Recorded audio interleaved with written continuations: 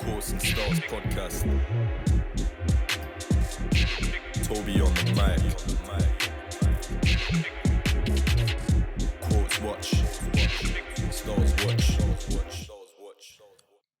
Hi, this is the Quotes and Styles podcast, episode 6. Glad to have you guys back on. This is a special edition of the podcast based on the editorial, The Queens Gambit. Let's get straight into it. Styles watch. So, it's been a while, being back on the mic, being back on the podcast. We've been busy. We've successfully delivered the Queens Gambit editorial. If you are not aware of it, this has been a process that's been going on for the past 3 months. Started from me, gathered the team together and delivered something quite excellent. I think is one of the best things that I've done so far. But before we go straight into it, we give credit because that's the whole point of all of this, is to change the game up and to flip what the industry is doing, which is giving credits at the end of things when the game's finished, when the match is over. We don't do that here. We give credits at the start and at the end. So a massive credit has got to go to Daryl, who was our model, our Gambit, Mia, who was our queen, so Mia Caven and Daryl Okene, myself as the art director, Tobi Laniyan, videographer Raphael, makeup artist Clara Milnes, stylist Imogen Porter or Imogen, set designer Anna, studio, Too Young Too Simple Studios, brilliant studio. Glad I could have used them again for this. Camera rental, C5M Studios, Amy, who's my former colleague, who lent me my the Blackmagic camera, and just everybody who's liked, shared, comment, sent messages, have wanted to get involved but couldn't get involved. I reached out to so many people on this, but I appreciate every one of you guys. Much love. Like I said, this all started because I wanted to see change, and I said to myself that, look, we're going to back this vision that started in 2018. I want to put everything behind this project, this editorial. And like I said, this has been one of the best things out there. Nobody has done this concept in this way, and I'm glad I've been able to work with the team and all the guys. And everybody that was involved are great talents and have great futures behind them. So let's kind of get straight into the project. Since I've sort of gone through that. So the first thing is this project has got to reach, because the one thing I think is quite synonymous with this industry, or just creative, is we rely on sort of how many people have seen it, how many people have liked it or comment, or how many thousand likes a project has got. And I've always created regardless of the likes, regardless of the comments. You'll see, if you have a look at my profile of what I've been doing, I don't usually get a lot of likes on my projects, but that never stops me creating. But I think with this, even with the reach and even with what I'm doing, the reach, the digital reach and the organic reach has been incredible. So I'm going to name a couple of brands and a couple of key people that have liked the project or shared it or reposted it. So the first ones are from the clothing itself, from the styling. So Underground England, Niamh, Ria, which were the two brands that were featured in the campaign, in the editorial. You've got one of the co-founders from Daily Paper, Jefferson Ozzy, Frankie Dunn, international editor of ID. Take More Photos, which is a community I've been following for the last 3 years. They sent a great message saying that, look, we love your work. It's really flattered about that. Black PR, I think a company linked to stylists going and trying to get clothes from them. even legendary photographers, Dennis Morris, who's photographed, Bob Marley, the Sex Pistons. Like, I was quite really shocked about that. Nikon, who I've been, if not exclusively using their cameras since day one, since I started this, and they even liked one of the images as well. So that's just kind of, there's The Full as well, The Full Mag, and Leville, which is another Instagram sort of community helping people coming up in the space and giving them a platform. So just all of these names, this isn't a focus on getting the big names, but just to clarify to people that think that, everything is governed by how many likes or the algorithm. This is just all through organic, all through people sharing and all through the work. And I know the work is good and I know we've done a good job. So it just is an extra boost to the campaign. So the Queens Gambit, what was it about? What was the fundamental idea of this project? And if I go back to what I termed it, and everybody has seen the Queen Gambit on Netflix, you sort of know the premise of it is based around chess, it's based around the game, whereas I sort of took that word or the word in Queen's Gambit and figured out that there were two sides to this project. Initially, I wanted to focus more on the chess, but I was like, wait a minute, there's a Gambit side. The Queen's Gambit is a daring move in chess. So I wanted to do something a little bit different with it. So even the intro to this, I said that, the Queen's Gambit is opening move, a move that's daring, a move that's positive, a move that's fun, a move that shows style, a move that breaks the rules, a move that believes there are no rules, a move that's beautiful, a move to show the world, a move that's brave, a move that has a story to tell, a move that has a quote to share. What's your move? So even just on the basis of that, there's something daring to this project, something different. It's about breaking the rules. So I wanted to capture that essence and figure out a way to do something different. So it wasn't just based on chess. So I was having to think about it and I was like, wait a minute, my 90s reference, what's a Gambit? And everybody who watches X-Men or who grew up in the 90s knows about Gambit. And the link or the, aha moment came when, what does Gambit throw at when he's, using his special abilities? He throws a deck of cards. So that's two game mechanics in the Queen's Gambit, in the title itself. And then there's two characters. You've got the Gambit and you've got the, I can never remember a name, but the main character in the Queen's Gambit. So there's two characters. And then from that, the whole idea spilled off into different directions to the point, where how can we merge chess and playing cards together? What can we do? And then that's when the first month of just generating ideas and seeing what I could pull together in terms of an art direction piece came into bout. So that took me about a month to just really get an idea down and think about, it came up to about 7 different scenes where each scene represented, the Gambit or mixture of both of those concepts. So that's kind of where we got to.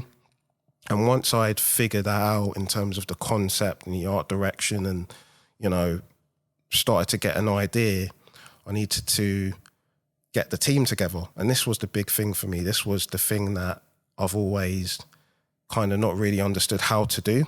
And I went on a course a couple of months ago and, kind of figured out how to put this together. But the getting people together was probably the hardest part about this. So I think the best thing I can do is really to start, how the hell do you get people together? And if anybody was following the Quotes and Styles Instagram channel, they know that, the progress reports that I was putting out. So they saw how many emails I was sending out. And that was just an estimate. That didn't account for the back and forth. So I was really just sending emails out to everybody that I knew, DMs to stylists, DMs to set designers, emails, saying that, look, I'm starting this thing, trying to do something different in the space. It's based on this. Here's a intro to what the concept kind of is, but in a sort of different, in a fun way, not like just a boring piece of paper with some writing and text on it saying like, this is the concept. You know, I wanted to do something different with this. So that's why I kind of put a little intro out saying that, look, pick a character, you know, not giving too much away, but giving enough to create intrigue. So I was struggling. I managed to get Anna, who was the set designer, on first, because she has followed the Quotes and Styles IG account. And I sort of said, reached out to her and said, look, do you want to get involved in this? This is the first time I've gathered the team together. And she said, yeah. So we kind of discussed very early on, you know, the ideas and what we were going to do in terms of set design. So that became an ongoing conversation. But then I told her that, look, I need to get the models on board. And I found it really difficult to do that. So it was a struggle to even get responses from pretty much any model. I reached out to agencies, and because this was a self-funded project and I was on a budget, when I reached out to the agencies, it was a real struggle to get them to get involved. So I didn't get much traction from that. So I reached out to one of my former colleagues, who's called Louisa, who was on a course with me, an art direction course. And she said, oh, why don't you try a website called The Dots? It's great for collaboration. It's great to reach out and post jobs. Or another method of reaching out to a fashion photographer called Kid Circus, which I've linked his IG in the deck. And what he does is anytime you need a stylist or assistant, you post a job up on your stories. And if you add his IG account, he will repost that to his channels and then it gets the word out. So that was a good recommendations from Louisa. But I went on The Dots and I put some ads up saying that, you know, I'm a fan of Quotes and Styles. This is kind of the basis of idea. Paid shoot. It's on a budget because it's self-funded, but any models interested, reach out to me and email me, da-da-da-da. So from that, I kind of started to gain traction. I was just like, okay, this is good. There's some people that are interested. And it came down to about 6 models in total being interested in the project from that. And I was like, oh, wow, you know, I'm gaining interest from no interest to now interest. So I started booking Zoom calls with all of them, explaining the ideas and explaining what I was trying to do. So I landed on Caven, who was our queen, and Daryl Okene, who was our gambit. So I landed on those two. And I just felt they were the best in terms of representing what the project was about. They sort of understood what I wanted to do with the portraits and the video and their quote elaboration as well. So it all tied in. I think for me, because this was my first time putting this together, I really needed people that could help me out because, look, you know, I'm the art director. This is my concept. This is, you know, I have the vision, but it's still a collaborative endeavor. And any help that I can get from, you know, the guys that I'm collaborating with is, for me, it's almost a sign for me that, you know, they buy into this idea as well and they want it to do well. So for me, I had a difficult time picking and it was a hard choice, but I went for these guys. And I said to the other guys, I said, look, I can't pick you now, but that doesn't mean that you can't jump on to the next project because this isn't going to be a one-off thing. I want this to keep on going. We're going to keep on creating editorials, keep on doing more, keep on doing films. This has to set the trend. This has to set the benchmark. This has to turn heads and be like, oh, shoot, why is 99.9% of the industry not doing this and this guy has started something that's interesting? Maybe we can look to see if we're doing something or we need to change something up. So it's kind of on the breadlines of that. But Daryl and Mia were brilliant. It was fun working with those guys and, you know, they have bright futures ahead of them. I think everybody that I've shot for Quotes and Styles since 2008 have gone on to do great, amazing things in their careers. So I think for me, it's not just about shooting celebrities and, you know, getting the profiles up. No, we're here to create stars. We're here to, you know, bring up people that maybe they don't even want to be a celebrity, but they believe in the project, they believe in the vision. We get them on the screen, we get their stills, we get their quotes, inspires other people, and that sets the domino effect, you know. So it's good things, and you get good things out of good things. So Anna, who I'm just reading from my deck, was an amazing set designer. I think the thing is with now that I understand in terms of working with other people is you need to rely on their expertise as well.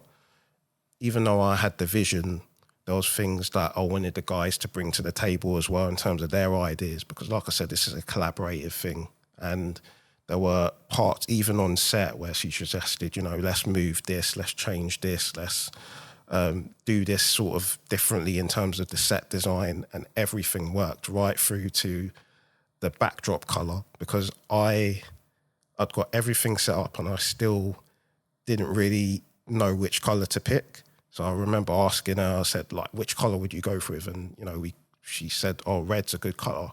I'm so glad we used red, because we could have easily have gone for black and white, but I think that's kind of been done before in the space. So even just having a red backdrop is just something a little bit different. I'm so glad we did it, but it's just come from a background and from me understanding that everybody has to have an input into this for it to work. And, you know, when everybody inputs, everybody wins. So Anna was amazing. We dive into the world of makeup, and makeup is an industry in the world that I have no clue about. I'd never worked with a makeup artist before, but I knew they would be important for this. So this was another area which was quite difficult to get a hold of people, because a lot of makeup artists want confirmed bookings and they want to know, you know,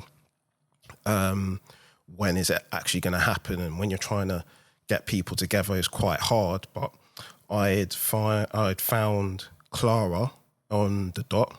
I reached out to her. I said, look, this is what I wanted to do. And she was brilliant. She, you know, understood. She discussed in terms of how things work, and she was fully on board. And I felt great. You know, that's amazing.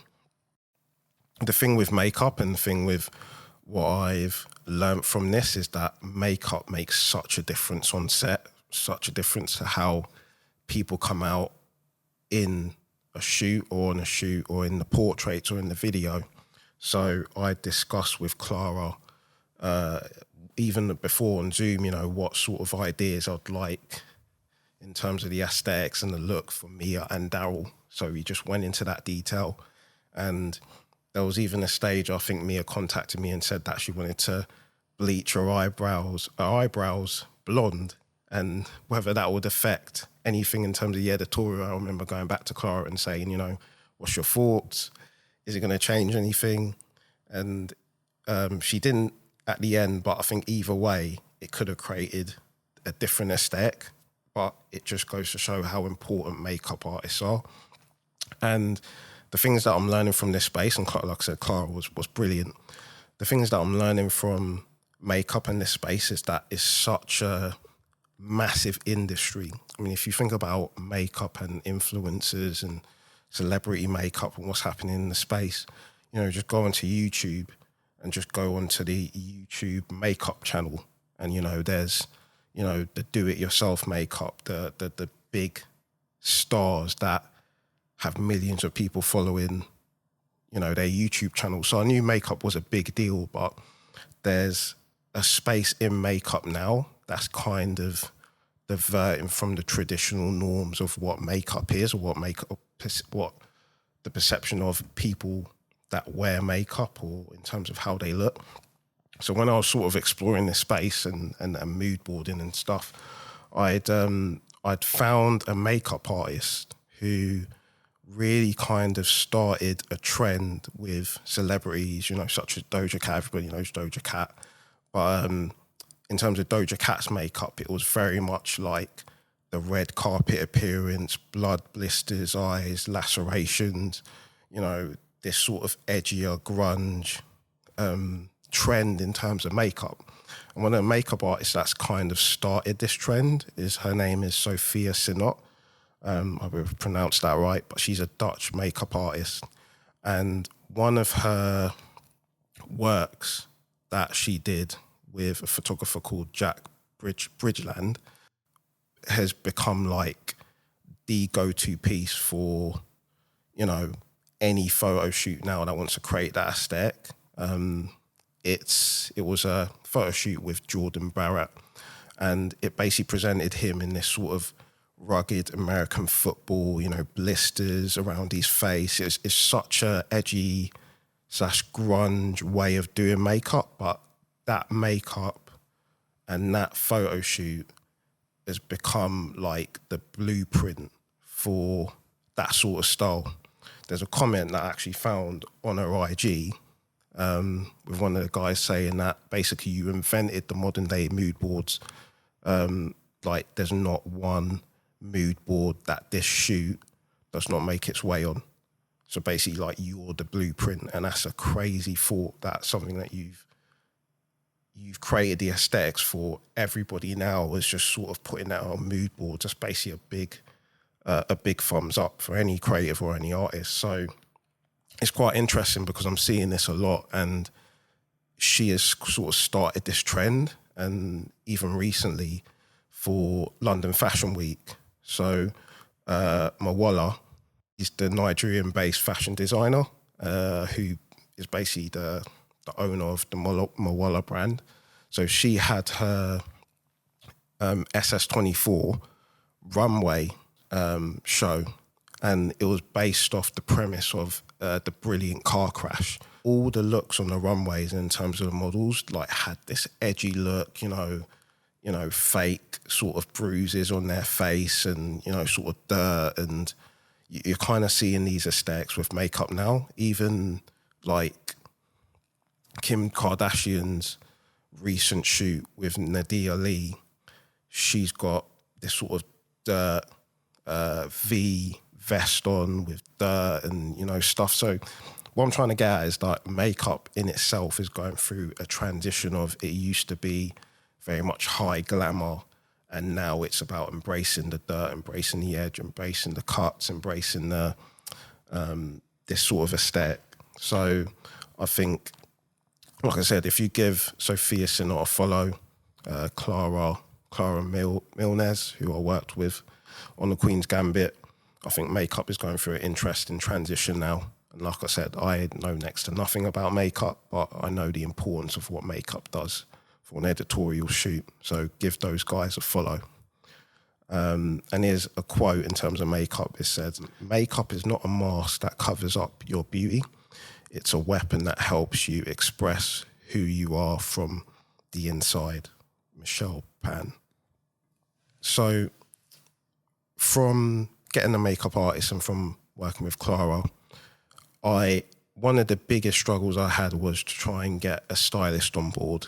And I personally know stylists because even back in 2018, I'd reached out to stylists, just kind of wanted to get an idea of the fashion scene. So I'd reached out to, I don't know how many stylists I reached out to, and, you know, quite a few of them got back and they said that, look, they're on shoots or they've got other commitments, but the ideas in the deck and the art direction they absolutely loved, they just couldn't get on board. And it was a real struggle, even posting on the dots. I couldn't get any stylists on board. And it got to a point where I was pretty much ready to just go with the flow and go with no stylist because I couldn't really delay anything. But luckily, Clara knew or had worked with a stylist before. So when I mentioned I was struggling, she said that, look, I know a stylist that I've worked with before called Imi. She's great. If you email, here's her contact details, email her. And when I did email her, it was literally like off the bat, ready to go, ready to talk to Daryl and all the other guys. And we discussed certain things before, but she really kind of gave me an insight of what it was like to work with a stylist. And I've literally titled this The Impact of Imi. So Imi will know why I've put impact there because her name's Imi with the eyes. No pun intended, but basically she's had so much impact on this project. It's quite incredible. And like I said, the stylist was really kind of one of the first people I wanted to collaborate with and get their insights in, because I knew that if we could nail the fashion side of this, we've got something. And Imi, you know, she's a brilliant stylist, she's a freelance stylist. Go check out her work. She's worked with some incredible people, incredible clients, and she's just great to work with and great to be on shoot with. I remember I gave some advice on the previous podcast about working with a stylist on set. So this is almost reconfirmed what I said about that. But literally, like I said, just super impressed, came on board. We talked with Daryl, we talked with Niamh about styling. She even had some ideas in terms of some of the looks that she could get based off what I put in the deck from the mood boards. And, you know, from there, just like everything that we sort of collaborated with and she put on the deck just worked with the shoot. Literally, there was nothing that, even the things that we didn't even manage to use, they were still great. And one of the things that I've realized with stylists or with styling is that it's not just a case of getting the clothes, it's a case of going to the showrooms and seeing what's available and what they have available, and then what they're willing to lend out for you to do the shoot. So this was all new to me, and obviously Imi was explaining all of this, and she mentioned two things that caught me off guard. I was just like, oh wow, this is quite interesting. And she said that I think while on the shoot, that one of the brands for Daryl that she managed to get was one of the brands that Youngblood, the singer, had worn in terms of the boots and the clothing. I was just like, oh shoot. So we have links with a pretty famous, pretty well-known artist who's worn from the same brand, the exact boots he's actually worn from. So I was just like, this is brilliant, this is amazing. But it kind of makes sense, because even though we're not shooting celebrities need styling, and it runs through the same process. So that was amazing. We obviously had a link with Youngblood. And then there was another occasion where we wanted to see if we can get Daryl and Niamh in a gold bodens, I hope I pronounced that right, but almost like a gold sort of breastplate sort of thing that's like really shiny and could really bring something extra in terms of the styling. So we were hoping to get this one piece, and it was a shame that we couldn't get it. But the reason we couldn't get it was because Beyonce herself or the team basically wanted those gold breastplates or the shield or whatever it is. They basically wanted it. And I remember Imi was saying that she had tried to literally begging them to see if we can get it, and they said no. And I was just like, wow, like we've literally been usurped by the queen herself, Beyonce.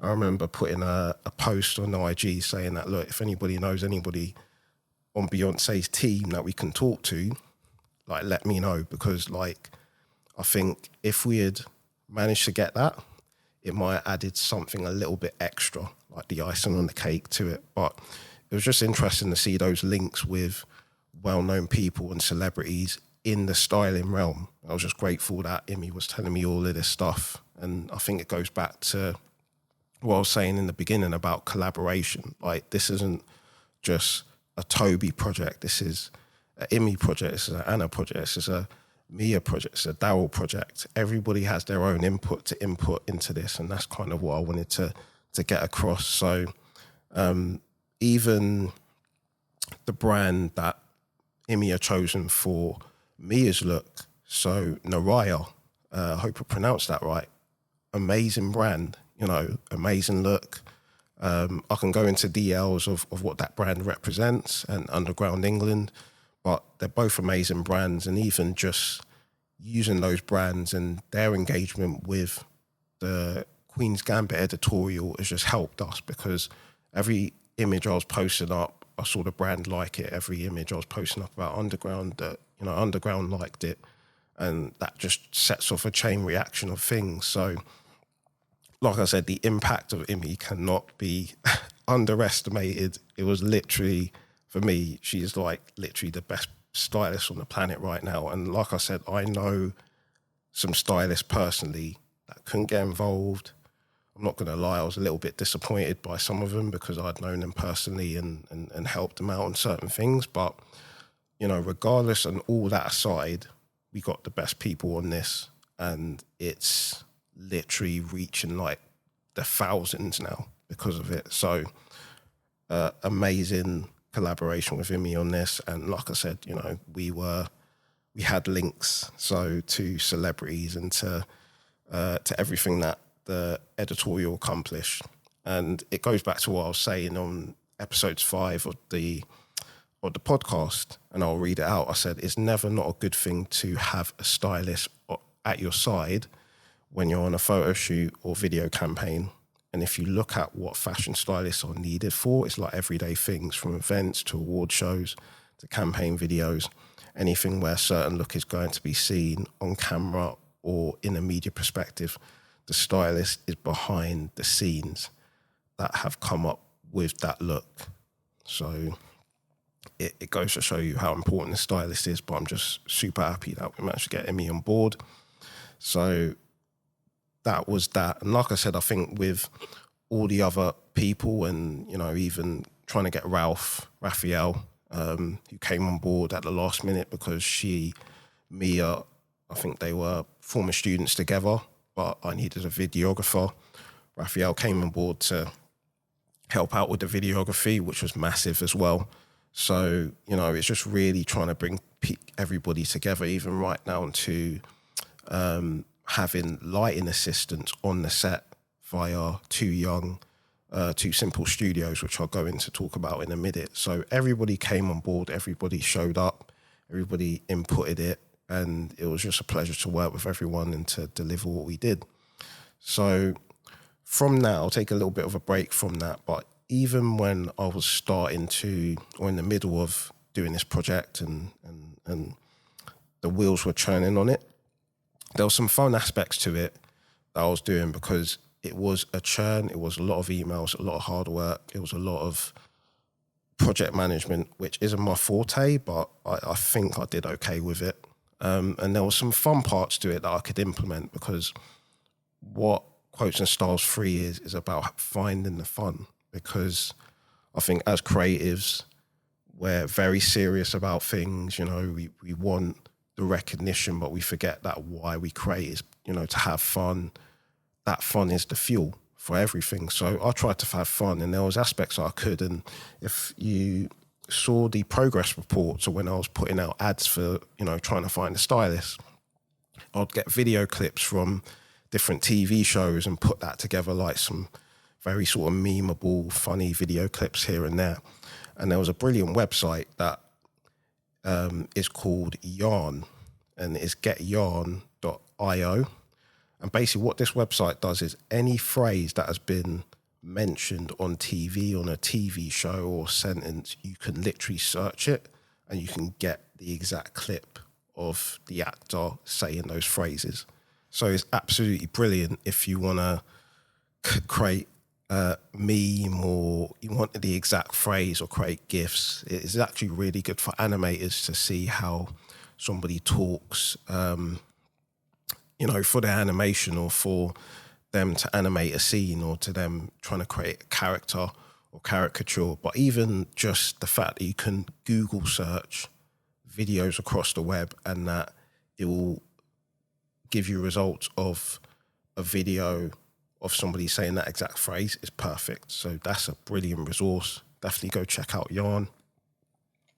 Like I said, Too Simple Studios is a great studio if you're a photographer, if you work for a magazine, if you want to put an editorial out, if you want to do a video. It's based in East London. You know, the guys are really sound. This is the second time using them, and you know, the studio's great. We use Studio 2, very spacious studio.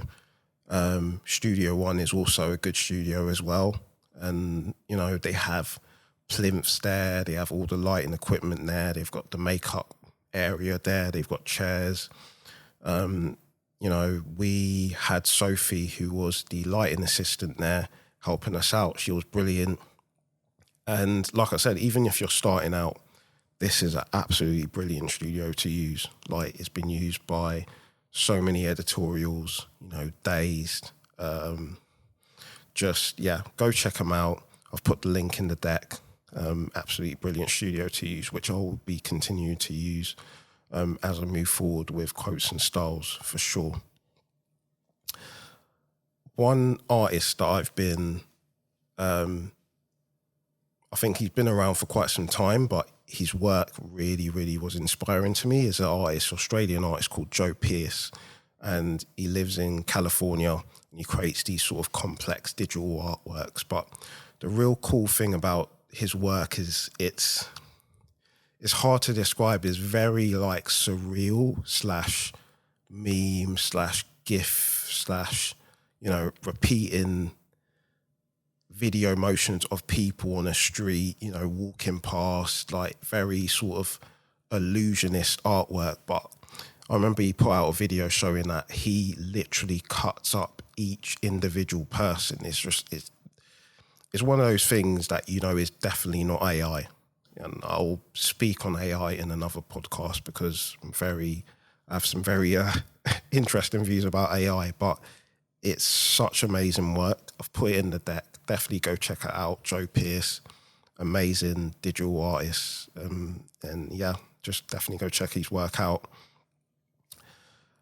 So in terms of photography, for me, there are literally thousands of people that I could talk about, or I can mention, or I can suggest, but I have to go with a photographer who literally on first sight of his work back in 2018, I was just like, what is this? Who is this? Who has done this? This looks cool. Let me check this guy out. His name is Jack Bridgeland. And I saw an interview which he gave for It's Nice That, and the video's on the website. I put the video in the deck, just about his journey and how he started out, and, you know, sticking to the vision, adding pink to everything, and photograph it Robert Patterson. And if you don't know who Jack Bridgeland is, you've definitely seen his work, 100%, or you have seen similarities of his work by other people, because his work has just literally transcended photography now. He's just creating an aesthetic that I think, from what I've seen, a lot of people are almost trying to replicate now, and I can go into this. But yeah, he's the whole backstory in terms of finding out about his work, because in 2018 or 2019, I was working in football at the time, and I kind of felt like football just seemed very sort of, still in the early ages, it wasn't involved in, you know, creating like aesthetically pleasing kit launches, or, you know, because I was working in retail at the time, or really trying to create editorial looks. It was very still much in the old traditional way of viewing football. So I remember picking up Gaffer magazine, and it had an image of Mo Stacks on it. I was just like, oh wow, this is cool. Interesting set design, interesting aesthetic. The photography was quite cool. So I was just flicking through it, and I was just seeing Jack photographed this guy, Jack photographed this guy, and I was just like, whoa, this dude's work's incredible. And at the time, I wasn't very much into photography. Like, I didn't even pick up any photography magazines. Like, Gaffer was literally like probably one of the first magazines I picked up in years. I was just like, why the hell are football clubs not doing this? Why are we not creating kit launches or editorials or selling our merch in this sort of style? So I remember reaching out to him, you know, saying that, look, let's have a chat. Let's see if we can do anything. I'm just a designer now, but I think if we can get you involved in doing something at a quote unquote football club I was working for, maybe we can do something cool. And it just kind of started from there. I did manage to get a Zoom call with him, just talking to him. But at that time, he was like super busy with stuff. And I remember talking to a stylist at the time who was telling me she had worked with Jack. And when I discussed my ideas to gather like a team together, similar to what I've done with the Queens Gambit, she basically told me that if you want to get Jack, you have to get him now because he's literally at a level where he's going to get represented soon and the jobs are going to fly in and he's literally not going to be available. That's literally, in her exact words, she told me that, like, if you want to get to work with this guy, you have to get him, you have to bring him up now. Did what I can, and then maybe like a couple of months later, he was represented by IMC. I was just like, damn, okay, that's definitely not gonna work. But like, even that, his trajectory has just been amazing. And I remember saying to him that, look, well done for being represented. And, you know, he is basically like set the benchmark now of photography. And if you've seen a lot of the people he's shot and photographed, you can see sort of his style. And he goes to talk about it in the video. I'll let you guys watch it. But you know you've set a benchmark or a trend when you sort of YouTube your name and there's video tutorials of people saying like, here's how to replicate Jack's style, or here's how to create Jack's photographic style. You just know that you've literally set the trend when you see videos doing that. So yeah, like I said, check out the video that I put in the deck, the interview that he gives, talking about his story and his journey on It's Nice That. But he's definitely doing stuff that's interesting in the game. I think one of the key things he says was just, you know, don't neglect doing your own personal stuff or your own personal work, or experimenting, because I think what I've found with photography is like, photography is very much like art. Like, everybody has their own style. There's no set rule that somebody's photography is better than somebody else's. Like, I've had conversations with people saying, oh, you need to get a different camera, you need to get a super duper expensive lens. And I'm like, you know, there's people still shooting with Polaroids and they're getting an aesthetic that nobody else is getting, or there's people shooting with old retro cameras or digital cameras. I think the most important thing is you have a style and you have a certain thing that's unique to you. It could be how you color grade your photos. It could be the treatment you put afterwards. It could be the angles you do the photos, or the sort of motions you get from the models. And I think with Jack's work, if you've got something that's unique enough, people buy into it. So definitely give him a follow, and definitely check out his work because he's doing amazing things in the scene. Cause watch. One of the quotes that I saw, and it's related to what I've been doing, and it says, consistency is harder when no one is clapping for you. You must clap for yourself during those times. You should always be your biggest fan. And it is correct, because even with this, like, not everybody that I know has liked it. Not everybody is, you know, I think most people have seen it. The right people have liked it, and right people have seen it. It's not gathered thousands of likes on the Quotes and Styles brand, but, you know, it shouldn't matter. If you're proud of the work, if you're happy with the work, always clap for it, because the main thing is that you're consistent, you keep on doing it. And I've been doing this for 3 years now. We have 20 quotes from 20 individuals. And for me, it's like, if I'd looked back in 2019 and said, like, by now you'd have 20 individuals photographed, I wouldn't have believed you. And, you know, for me, it's like, that's the dream. That's the being consistent, and everything else will follow. And if you follow what the core of what you're doing is, and you don't rely on the algorithms, Zach Zuckerberg's put on Instagram to define whether the work's good, because believe me, not everything that has 1 million likes is great. There's people that have very minimal likes that are doing amazing work, and that's the industry that we're in. So I think that point is being made there. And then another one is never discourage anyone who continually makes progress, no matter how slow. And that was from Pluto, the Greek philosopher. So I think that's another one as well. Like, not everything has to be a massive jump. Like, if I had done this back in 2019, I don't think I would have been ready for it, because I hadn't made the mistakes. I haven't done the trials and errors. I haven't, figured things out yet. I was just growing and developing. And even when the pandemic happened and we had to stop, there were still things I was doing behind the scenes. So I think as long as you're making steps and as long as people don't discourage you, and I've had people who, I've shown them what I've done. Some of them, like, I won't mention who they are. One of them laughed at who I was photographing. Others didn't get it. But I was just like, ignore the noise and carry on, because progress is progress. And all of that progress will mean something at one point when, it starts gaining traction. And I think this is a great example for it. So those were the 2 quotes there. And last but not least, I think with what we've done, I can definitely see more editorials happening, bigger editorials happening, and the brand taking off. I've put things in place now for it to happen. I'm grateful that I made a decision a couple of months ago, which I didn't realise at the time, but I thought was the dream.